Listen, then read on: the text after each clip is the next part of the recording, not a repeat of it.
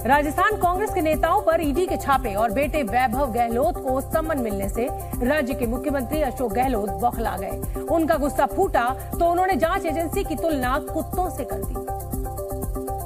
इसके लिए अशोक गहलोत ने छत्तीसगढ़ के सीएम भूपेश बघेल के बयान का सहारा लिया। गहलोत ने ईडी की कुत्तों से तुलना करते हुए आरोप लगाया कि केंद्र के इशारे पर केंद्रीय जांच एजेंसियां एक्शन में है। एक चीफ मिनिस्टर को कहना पड़े, ये दुर्भाग्य की बात है। जो हमारी प्रीमियर एजेंसी हैं, सीबीआई, इनकम टैक्स, ईडी, उसके बारे में कहना पड़े कुत्तों से ज्यादा घूम रही ईडी देश के अंदर।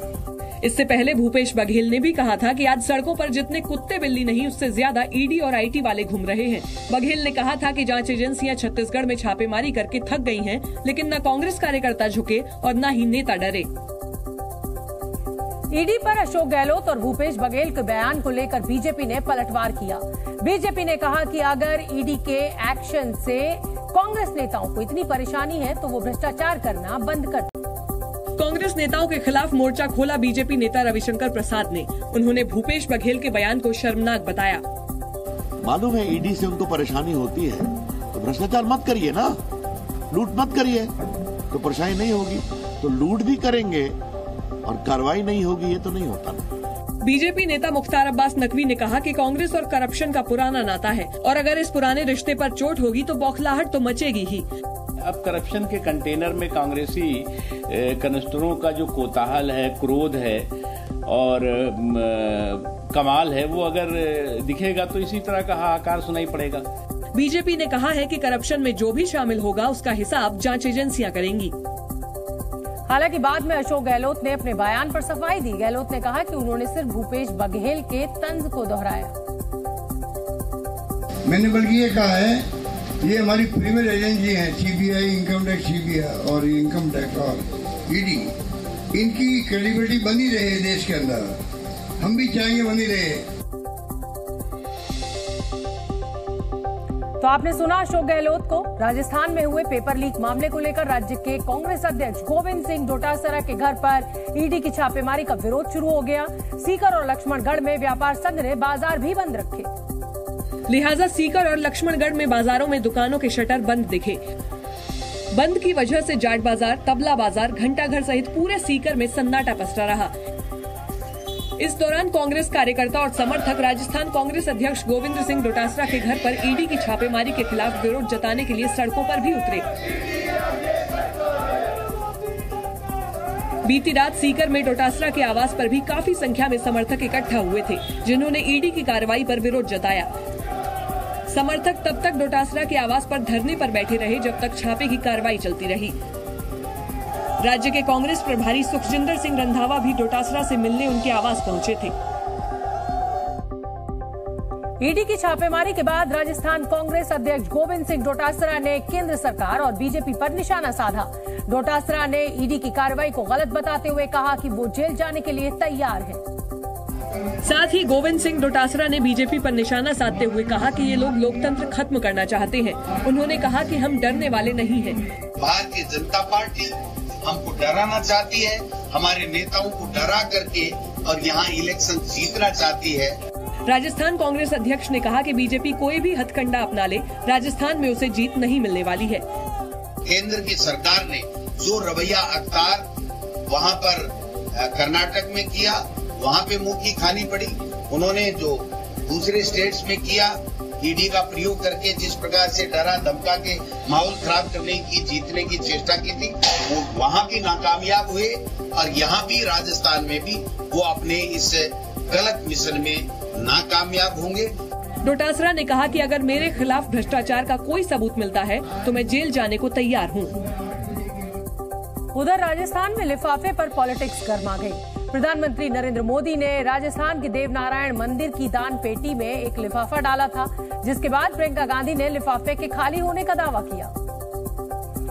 साथ ही प्रियंका ने चुटकी लेते हुए ये भी दावा कर दिया कि बीजेपी जनता को ऐसे ही खाली लिफाफे दिखाती है और चुनाव बाद जनता को कुछ नहीं मिलता। 6 महीने के लिए किसी ने खोला नहीं कि मोदी जी ने डाला है। 6 महीनों बाद वहाँ के जो मंदिर के जो पंडित हैं और सब लोग इकट्ठे हुए और उन्होंने वो बक्सा खोला तो उस लिफाफे में से क्या निकला? 21 रुपए निकले। प्रियंका गांधी ने ये कहकर सनसनी मचा दी कि देश के प्रधानमंत्री ने मंदिर को केवल 21 रुपए का दान दिया, जिस पर बीते दिनों कांग्रेसियों ने भी काफी बवाल किया और कांग्रेस ने लिफाफे में 21 रुपए की नकदी डालने का आरोप लगाकर प्रधानमंत्री पर तंज कसना शुरू कर दिया। लेकिन प्रधानमंत्री पर लिफाफे को लेकर टिप्पणी करना प्रियंका गांधी को भारी पड़ गया। बीजेपी ने चुनाव आयोग से प्रियंका गांधी के खिलाफ कार्रवाई की मांग की, जिसके बाद चुनाव आयोग ने प्रियंका को नोटिस भी भेज दिया और 30 अक्टूबर तक जवाब देने को कहा। इसके अलावा बीजेपी ने भी लिफाफे वाले बयान के जवाब में प्रियंका गांधी वाड्रा पर तंज कसा और प्रियंका को मर्यादा में रहकर प्रधानमंत्री के खिलाफ बयान देने की नसीहत दी। उनको ये मालूम होना चाहिए कि देश के प्रधानमंत्री के प्रति कैसे सम्मान से बात की जाए। केंद्रीय मंत्री प्रहलाद पटेल प्रियंका गांधी और कांग्रेस पर और भी ज्यादा आक्रामक दिखे। उन्होंने यहाँ तक दावा कर दिया कि चुनाव में कांग्रेस को जनता सबक सिखाएगी। इन्हें कभी मंदिर में फूल नहीं चढ़ाए, वो लिफाफों की बात कर रही है। बीजेपी की तरफ से दावा किया गया कि कांग्रेस जनता को गुमराह कर रही है, लेकिन जनता कांग्रेस के झूठ में नहीं फंसेगी। मध्य प्रदेश विधानसभा चुनाव के लिए बहुजन समाज पार्टी ने अपनी 13वीं लिस्ट जारी की। मध्य प्रदेश विधानसभा चुनाव के लिए बीएसपी ने अपने प्रत्याशियों के नाम की 13वीं लिस्ट जारी की है। लिस्ट में 15 नामों का ऐलान किया गया है। बीजेपी से टिकट कटने के बाद बीएसपी में शामिल हुए संजीव कुशवाहा को भिंड विधानसभा सीट से प्रत्याशी बनाया गया है। राजस्थान विधानसभा चुनाव के लिए आम आदमी पार्टी ने उम्मीदवारों के नाम की पहली लिस्ट जारी की है। पहली लिस्ट में पार्टी ने 23 उम्मीदवारों के नाम की घोषणा की है। डॉक्टर हरीश रहेजा को गंगानगर सीट से उम्मीदवार बनाया है, तो वहीं धन्नाराम मेघवाल को रायसिंह नगर, महेंद्र रूपनाथ को भादरा और राजेंद्र मवाड़ को पिलानी सीट से टिकट दिया गया है। मध्य प्रदेश के जिले भिंड की अटेर विधानसभा सीट से कांग्रेस प्रत्याशी हेमंत कटारे ने निर्वाचन आयोग को पत्र लिखकर शिकायत की। शिकायत पत्र में उन्होंने बीजेपी प्रत्याशी अरविंद भदौरिया पर आचार संहिता उल्लंघन करने और मतदाताओं को लुभाने का आरोप लगाया। मध्य प्रदेश विधानसभा चुनाव के लिए बीजेपी से इस्तीफा दे चुके विधायक नारायण त्रिपाठी ने विंध्य जनता पार्टी के 25 प्रत्याशियों के नाम की पहली लिस्ट जारी की है। वहीं विधायक नारायण त्रिपाठी मैहर विधानसभा सीट से चुनाव लड़ेंगे। बीकानेर पश्चिम विधानसभा सीट से कांग्रेस ने शिक्षा मंत्री डॉक्टर बुलाकी दास कल्ला को टिकट दिया, तो पार्टी के अंदर ही विरोध शुरू हो गया। इलाके के वरिष्ठ कांग्रेस नेता राजकुमार किराडू ने बागी रुख अख्तियार कर लिया और कहा है कि वो कांग्रेस प्रत्याशी को हराने में कोई कोर कसर नहीं छोड़ेंगे।